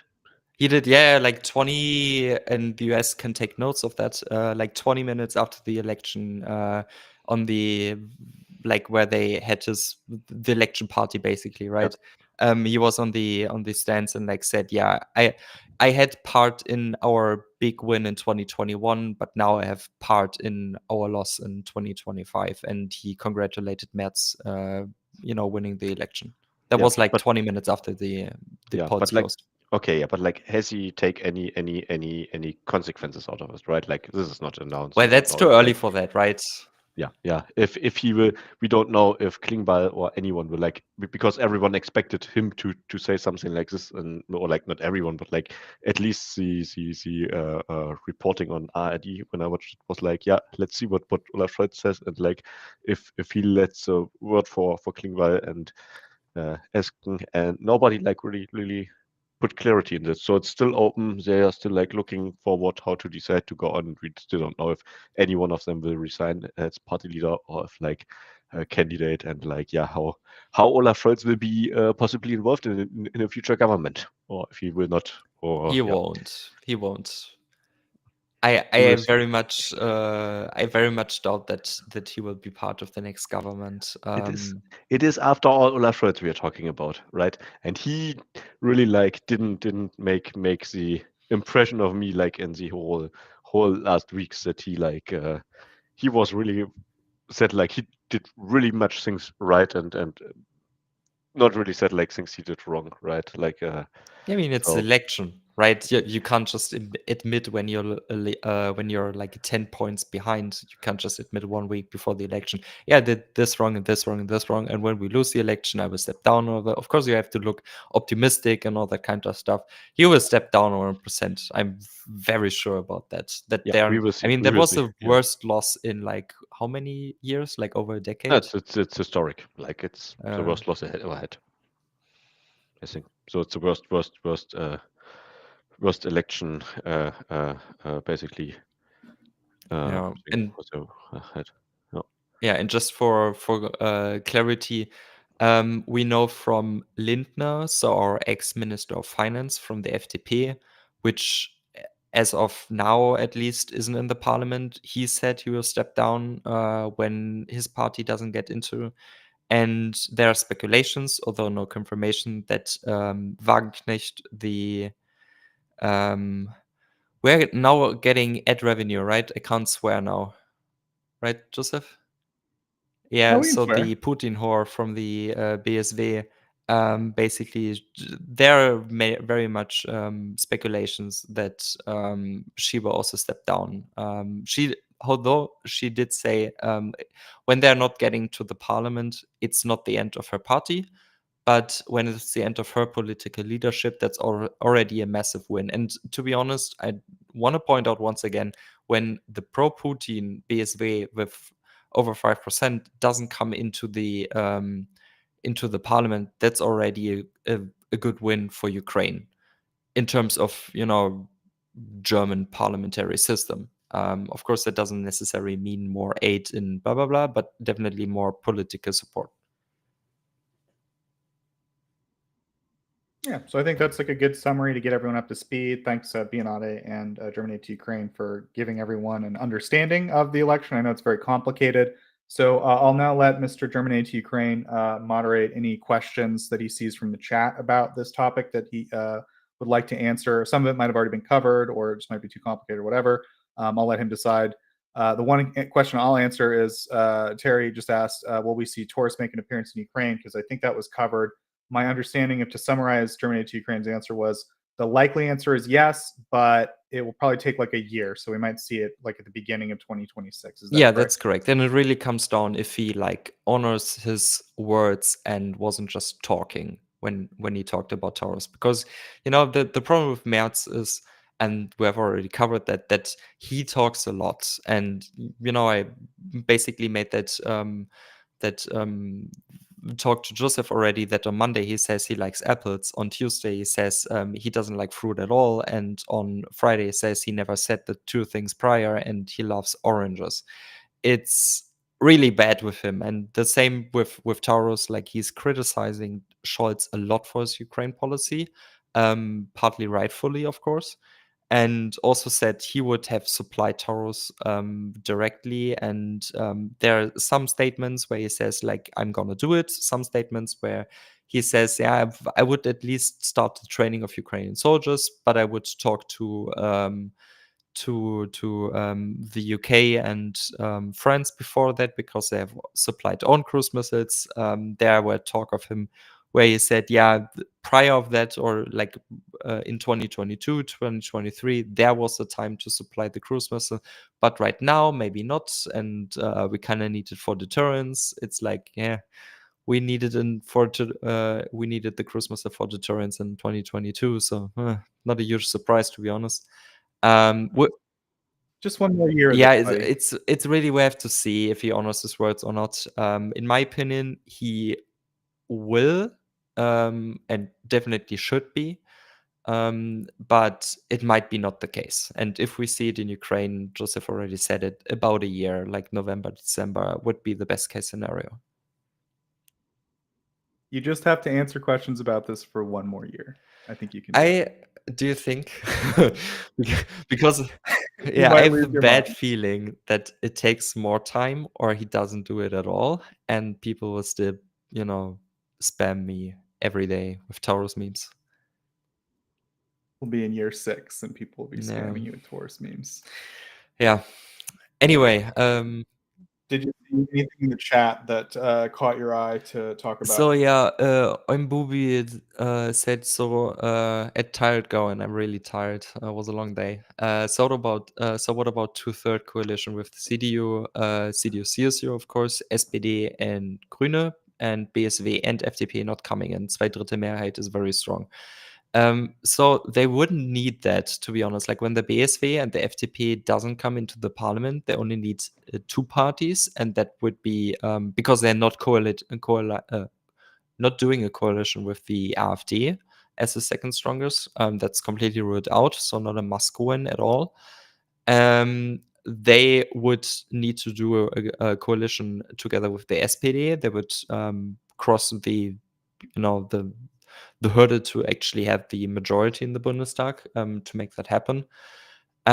So they don't need a third party. And to be honest, I don't think they would do it when it's not completely necessary, because the CSU, so the Bavarians basically, the food blogger Söder is very, very much against the Greens for some reason. I don't really know, to be honest, and I don't understand. And he's very, very vocal against the Greens, and also Merz from his statements, it's like he would do it with the Greens, like form a coalition together with the SPD and together with the Greens if it's necessary. But in my opinion, from his statements, his political opinions, especially when it comes to immigration policy, where he's like more towards the right than the left, I don't think he will do a coalition with the Greens when he can absolutely avoid it. So I don't think that's going to happen unless, of course, the BSW crosses the 5% hurdle to come into the parliament. Then they would have to do a third party. And when the FDP doesn't come into the parliament, which currently looks unlikely, then they have to do it with the Greens, whether they want it or not. Yeah. Maurice, we just got like a. No. Don't tell me. Yeah, and it's No. like, and it's looking completely different. I don't know what this is. It's No, it's not different. It's not different. Like FDP is still 4.6%, so not in the parliament. but like in the BSW. the rates really changed. Like it's 3% less for the Greens. FDP is like completely at 3%. It's like how we translate this. Well, I think the early official forecast from the federal voting committee, which is I would just say in the early, in Germany you get like polling results at 6 p.m. directly after the polling's closed. Yeah. So, and in my opinion, the first votes to be counted, because they were the first to be coming in very early, were like the votes which come via the post, right? With the mail system. And a lot of the AfD voters, for example, probably don't believe in that the same way with, I believe Colby can say something about that. It's the case with the Trump voters in the US, where like they are not doing that a lot. So I think the polling votes from the is it ballot in English, right? The casting ballot. There the share of that votes is more in favor of the far rights than the male voters, which were counted first. So but we have seen, to be honest, a steady decline in like the CDU votes, SPD votes, and especially the Green votes from polling result to polling result every 20, Yeah. 30 minutes. So it's at least not to me a We huge will see. surprise. We will see. It's still moving, and it's still like much things can happen. So we will see what works out or what not works out. But yeah, it's still the question: is the FDP in, or is the BSV in, or are both in, or not? Yeah, I think didn't have changed so much. Yeah, I think we can like pretty much agree that the FDP doesn't get 0.4% anymore. I think they are definitely out of the parliament. I mean, of course, there are changes still coming, but I don't think they will make such a huge change. What could be the case is with the BSV, of course. They were like 4.7%, I believe, at 6 p.m. They're right now at 4.9%. They need 5%. So right now they need 0.1% more. And then they're in the parliament. And that's basically deciding if the CDU needs to have a 3-party coalition or a 2-party coalition. Oh, it turns out they took this information out again because it was misleading. So okay, yeah, let's see how it works out. But yeah, still action. So we got one question towards the beginning, Mr. Germany, that was just, I think it's a good question. It was basically like, since the elections were today, or I'm trying to frame the question a little differently to get the best answer. Like, we talked about different configurations and how they basically probably will result in a Merz chancellorship, or that's pretty much a 99% was the word you used. But there is a slight nuance in like how that could be configured. So the question is like, what would be the best configuration that might meaningfully change the equation for Ukraine and Germany to its favor? The very early from Oimbubi, right? Yeah. Yes, yeah. So in my opinion, of course, it would be just for Ukraine, just looking at Ukraine, it would be like better if they not include the SPD, but also the Greens. Because for the current government, it's more or less reported, officially known, whatever you want to call it, that the Greens were from the unpack coalition, so the traffic light coalition.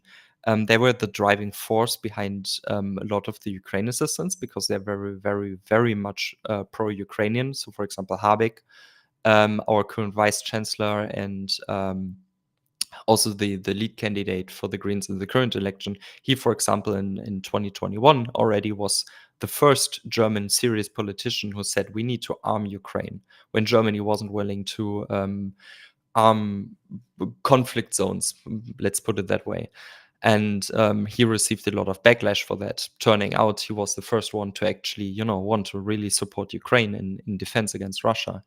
And so the Greens included would be a good thing for Ukraine, in my opinion, because they could be, a counterweight. Of course, the CDU is like when they want to do something, the SPD would have to do it too, because they are not as big as the CDU and they're just the coalition partner, not the coalition leader. But having a second party who would, very push forward for Ukraine assistance, not only the CDU but a second party would be nice. But like I said, it would be cool. But as it turns out right now, from the latest polling results, the BSV is not coming into the into the parliament. At least it looks like that currently. Could be changed anytime. I don't think he will because he don't need to. And from the political position from his twin party, the CSU, which is the Bavaria party basically, and his own political opinions, especially on migration policy, I don't think he will actually do a coalition with them when he can absolutely avoid it. So I don't think it's nice talking about it, but I don't think it will happen, at least as of right now. Yeah, it makes sense. So the short answer is like, you want a configuration where the Green Party has more influence. That would be like the best outcome purely for Ukraine. Yeah, 3-party coalition, CDU, SPD, and Greens would be perfect. Or that would be the best outcome which is kind of realistic. Yeah, I think that's good. Do we have any other questions in the chat we want to cover, either specifically about this or opening it up to other questions that were asked? I don't think there were any other questions. Of course, come back to it if someone has any other questions regarding the election, then I will answer them later. But I don't think right now we have any other questions regarding the election or regarding something else, to be honest. Okay, great. Well, Mr. Colby, I wanted to ask, Erlen turned his paper in on time and Daniela turned his paper in. They both got A's. So have you got your paper or? I've had a few. Nothing directly Ukraine related, but I had a new piece for Center for European Policy Analysis go up this past week. Had a article at Defense Archives. There'll be another piece for SIPA sometime next week, probably. So there is some content out there for those that are interested, although it's not all like specific to Ukraine. It's sort of more general topics that are perhaps tangentially related. So yeah, what are the two topics? We don't have to like summarize the whole articles, but just the topics. Yeah, so at Defense Archives, there's a piece about the Canadian Army's self-propelled howitzer modernization. So you could say related to Ukraine in the sense that the war is informing a lot of conversation in militaries worldwide about what sort of requirements they should be looking at for their new capabilities. And ultimately, it's going to replace our current fleet of M777s, and there were a few of those that were already given to Ukraine. So I suppose it's theoretically possible at some point down the road, when new self-propelled howitzers get delivered to the Canadian Army, that the government, whoever it is at that point in time, might decide that they want to give those guns over to Ukraine, but that's not something that would be happening anytime soon. But that is a possibility in the future, theoretically. And then SIPA been writing about sort of how Europe needs to rearm and sort of the path forward that should be taken, and these questions around whether the United States is a reliable partner or not, and that debate and what sort of a path for Europe moving forward might look like as to how it can both rearm and still try and maintain a productive relationship with the United States. Yeah, that seems like a very interesting one. And like I said, congratulations on the SIPA article, man. That's like a big deal to me personally. Just like I know SIPA is such a prestigious outlet, or institution, I guess you'd call it. So yeah, it's a great job. Thank you. Cool. So do we have anything else we want to cover, Mr. Germinates Ukraine, before we close out, wrap up? No, I don't think so. Yeah, I don't think so either. So I will go ahead, and I know Daniela wanted to talk about something before I close out the broadcast. So Mr. Daniela, the floor is yours. Thank you, Joseph. And I don't know if you want to bring up my profile, because it's related to one fundraise that I'm currently running with Oksana and Dasha. They are two Ukrainian who also led Ukrainian ONG. I think the full name in English is Union of Power, is a Ukrainian ONG with which now is more than a year that I work with. We have been fundraising and delivering different items from NGO. What I said? When ONG. My Italian heritage. Yeah, it's the equivalent. OMG. But anyway, we fundraised for a lot of different items, from tablets to EW system, vehicles, one also with Ireland and with the Frit Ukraine. So this time we are fundraising for covering part of the cost of a very large EW system, which will be mounted on a truck. So we are currently off. I'm currently fundraising for £800, but because the rest has been already raised by then. So I'm just helping them to do the last leg. And the unit that we are going to support is the 93rd Separate Mechanized Division, sorry, the brigade. And they also sent to me a video, which is somewhere in this in the post on X, because I think I didn't post on Blue Sky. But on Blue Sky you can see as well the entire post. I think we are around the 670 pound left. So if anyone can make a contribution or just share both the fundraiser on Blue Sky and on X, you can find them on my profile. And so feel free also to make any comment, question. We are very open, and every time we show all the help that we bring to the different units that are on the front line. And another one is coming, because drones are always a very big threat, and there is always despite everyone is freaking out with the fiber optic drones, normal FPV drone is still one of the largest threat for the ground forces at the moment. Thank you for any help.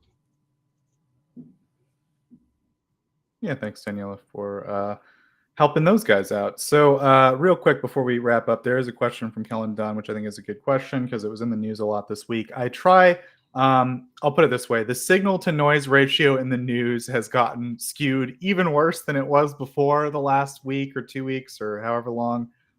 So what I'm doing is my best to like sort out actual things that are happening versus just the flurry of noise going on. And one of those things this week was that Elon Musk basically said, like, if Ukraine doesn't do what we say, we're going to take away Starlink. And again, like, I consider that for now just noise because like it's not a concrete policy, right? If the US submits a proposal to the UN that like uses Russian language or something like that, that might be worth reporting on. But because an official thing happened, like an official statement was made. But just an off the cuff remark, I usually try to like sift through that stuff to the stuff that was actually done. All that being said, the question is like, does the armed forces of Ukraine have a substitute, and how would that like impact the situation on the ground? So I'm certainly not a Starlink expert, but I think it's kind of a broadly interesting question. My general understanding, most of this comes from talking to John Ridge, is that right now there isn't. Oh yeah, and I'm sure Danielle will have something to say. Maybe Colby. As of right now, there's no viable substitute, but Europe is sort of working on one that probably could be partially implemented at this point. But I think, long story short, if Ukraine genuinely Starlink was taken away and Russia got access to it, it would be a pretty bad situation on the ground. That would be pretty bad for Ukraine. I mean, like, wouldn't be the end of the world, but it would be not good by any measure. Daniela, did you want to add something? Go ahead, or correct me. Go ahead. Okay, so I have a very fresh news for what regards UK. So there have been some inquiry and to the undersecretary to the Ministry of Defense, and on this specific topic, and he has told in this interrogation that UK, as many other partners, have provided Ukraine a different type of specific and military grade communication system, some of which are based on satellite. However, he said that OneWeb is considered has a support package for Ukraine, but from what is being told in Parliament, so we need to believe that is not being delivered at the moment. So the alternative would be, of course, OneWeb is a platform that is similar to Starlink in terms of concept, but of course doesn't have the same number of satellite in orbit, and of course it will require Europe essentially to provide all the ground station required. So from what we know, Ukraine has some other alternatives, but of course they are not as ramificated and available as a commercial off-the-shelf platform. Because even if OneWeb becomes something, I don't think is going to be, in terms of price, in terms of availability, something that can be purchased even from volunteer. There have been some Ukrainian volunteers since the start of the war that have done a magnificent job in procuring hundreds and hundreds of these terminals to Ukrainian armed forces. And this would not be possible with OneWeb. So this would be possible only thanks to the support of the Europeans and UK and whatsoever that have to finance this because it won't be as cheap as the Starlink.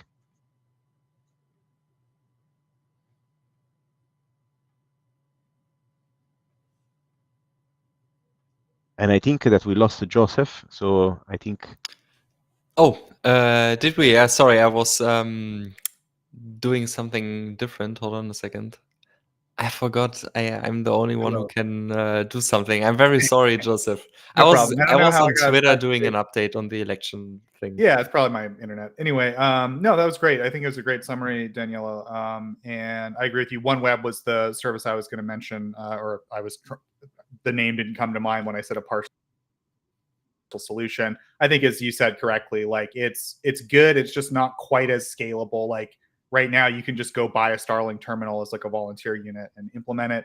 OneWeb's not quite there yet. I think you could definitely match the capabilities of Starlink with like an assortment of different military grade communications technologies, but it's not quite as simple or an off the shelf, I think is the word you use, solution. So yeah, I think that's a good summary of the current situation in terms of Starlink. But yeah, I don't know. Like, we'll see what happens. It's just, right now it's just a guy talking. We'll see if, like Elon Musk can have his opinions, but there are like contracts and there are, millions of dollars and all that stuff. So it'll have to be decided, I think, in courts if he were to really try to do something. Anyway, do we have any other stuff we want to cover, or we can wrap up? Nothing from my side.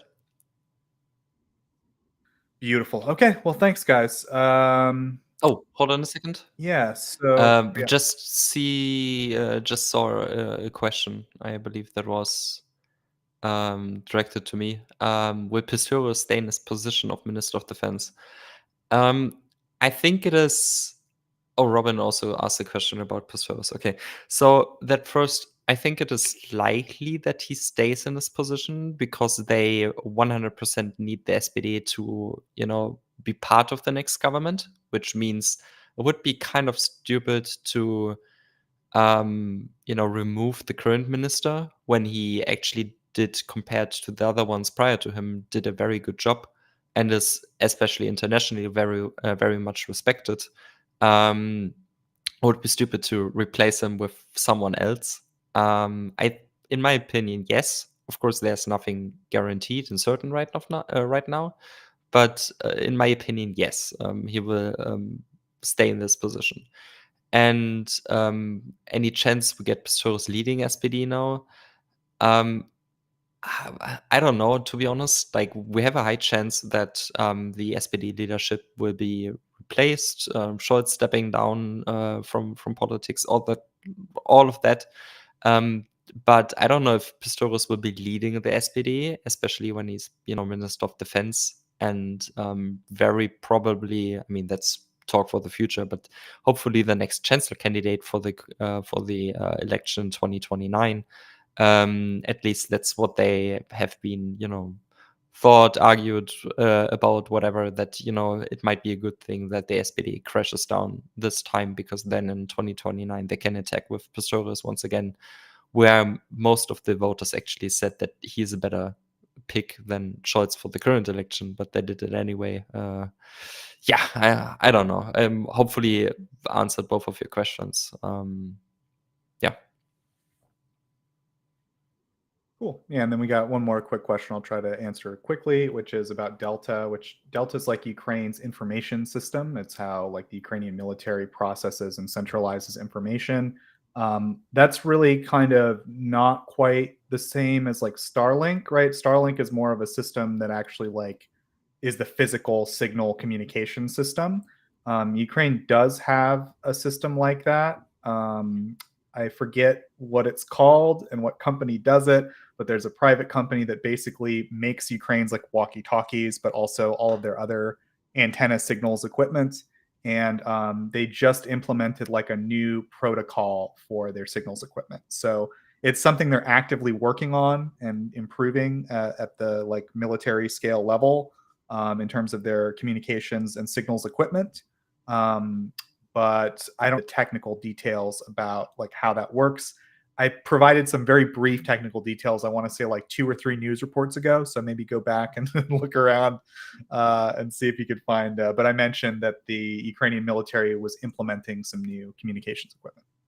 So with that, I think we're going to go ahead and wrap up. Thank you to our illustrious panel for joining us on this auspicious stream. Of course, we had the German elections. We have the anniversary coming up of the Russian invasion tomorrow.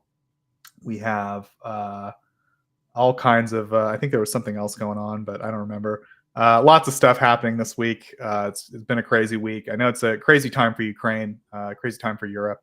I wish everyone, safety and security in this in these dark times. And I hope everyone has a good week. Thanks to our audience for submitting all your great questions and for tuning in. We really appreciate your support. Thanks to all the people who tune in after the fact and leave your comments and likes and all that. We really appreciate that too. And we'll see everybody next week. Slava Ukraini. Slava. Rayon Slava. On behalf of the brave.